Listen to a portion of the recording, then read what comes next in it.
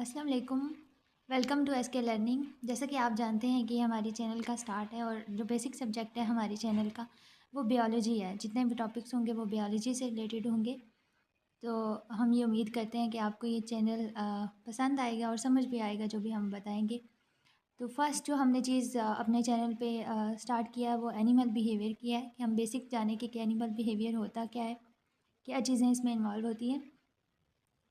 तो animal behaviour जो basically है वो जितनी भी एक्टिविटीज़ होती हैं, जितने भी एक्शंस होते हैं, कोई भी एनिमल परफॉर्म करता है अपनी पूरी लाइफ स्पैन में वो लोकोमोशन भी हो सकती है, वो फीडिंग भी हो सकती है, ब्रीडिंग भी हो सकती है, वो प्रे को कैसे कैप्चर करता है, अपना फूड कैसे गैदर करता है, प्रीडेटर से कैसे अवॉइड करता है, अपने आप को बचाता है, और जो एक दूसरे के साथ कम्युनिकेट कैसे करता है, मतलब सोशल बिहेवियर कहा जाता है। तो ये सारी चीज़ें क्या है, एक एनिमल के होल बिहेवियर को जो है वो कवर करती हैं। बिहेवियर हम ये भी कह सकते हैं कि कोई भी रिस्पॉन्स जो कि एनिमल शो करता है किसी भी स्टिमुलस को, वो बिहेवियर है। अब बिहेवियर में क्या चीज़ें इन्फ्लुएंस कर रही हैं, वो उसकी इंटरनल फिजियोलॉजिकल कंडीशंस हो सकती हैं, एनवायरमेंटल स्टिमुलाई हो सकते हैं, सोशल सिचुएशंस, ये सारी चीज़ें जो होंगी वो एनिमल बिहेवियर को उसकी रिस्पॉन्स को जो है वो इन्फ्लुएंस करेंगी। अब एनिमल बिहेवियर में होता क्या है, एनिमल बिहेवियर में क्या होता है कि एनिमल सिग्नल सेंड करते हैं, रिस्पॉन्ड करते हैं सिग्नल्स को, कोई भी स्टिमुलाई हो गया, अपने आप को मेंटेन करते हैं, बॉडी फंक्शनिंग को मेंटेन करते हैं, सराउंडिंग को मेंटेन करते हैं, चॉइसेस बनाते हैं कि किसके साथ इंटरेक्ट करना है और किसके साथ नहीं करना है।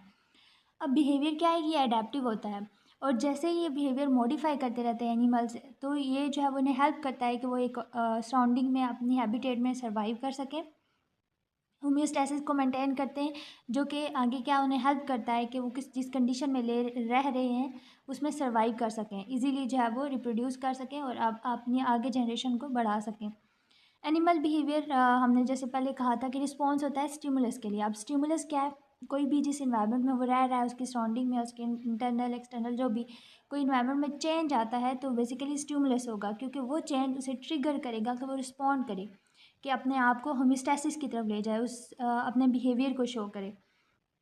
अब स्टिमुलस जो होंगे हमारे पास वो दो टाइप के हो सकते हैं, इंटरनल स्टिमुलाई भी हो सकता है और एक्सटर्नल स्टिमुलाई भी हो सकता है। अब इंटरनल और एक्सटर्नल में क्या है, इंटरनल नेम शो कर रहा है कि इनर द बॉडी होगा, जैसे कि हंगर सिग्नल्स हैं, और हंगर क्या करते हैं, ये ट्रिगर करते हैं कि आप फूड गैदर करो क्योंकि there is need of food to consume.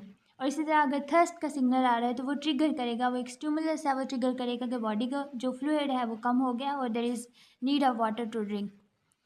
अब आ जाते हैं एक्सटर्नल स्टिमुलाई। एक्सटर्नल स्टिमुलाई को जो भी कोई चेंज जो कि आउटसाइड द बॉडी सराउंडिंग में जो है वो हमारे पास चेंज आ रहा है तो वो एक्सटर्नल स्टिमुलाई हो सकता है।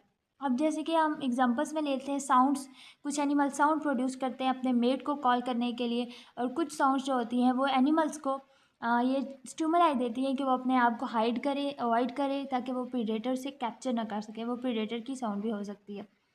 तो ये हमारे पास हो गए साउंड की हम एग्जांपल ले सकते हैं फ्रॉग्स वगैरह की, कि वो मेटिंग के लिए जो है वो साउंड कॉल्स होती हैं उनमें। फिर उसके बाद हमारे पास इस पिक्चर के थ्रू भी हम एक्सप्लेन कर सकते हैं एक्सटर्नल स्टिमुलाई को। आप ये देख सकते हैं लिजर्ड है और लिजर्ड शेड की तरफ मूव कर रहा है, there is light you can see here and now there is shade. जैसे जैसे सनलाइट इंक्रीज़ करती है there is the increase in temperature, और जब इंक्रीज़ होता है टेम्परेचर तो लिजर्ड अपने आप को लाइट से शेड की तरफ मूव करती है, और यहाँ पे जो लाइट है, टेम्परेचर है, वो as a external stimuli act कर रहा है। अब हमें क्यों ज़रूरत पड़ती है, हम एनिमल बिहेवियर को क्यों स्टडी करते हैं, ताकि हम ये जान सकें कि कौन सा एनिमल हमारे लिए ठीक है, मतलब कि कौन सा हार्मफुल है और कौन सा यूज़फुल है, किसका कैसा बिहेवियर है, और अंडरस्टैंड कर सकें कि जीन्स जो इंसान के अंदर का जेनेटिक मेकअप होता है किसी भी एनिमल्स का, और उसके इन्वायरमेंट के जो कंपोनेंट्स होते हैं वो एक दूसरे के साथ मिलकर एक कैसा कंप्लीट बिहेवियर कैसे बनाते हैं, कैसे पूरी शेप होती है बिहेवियर की, कैसे बनती है।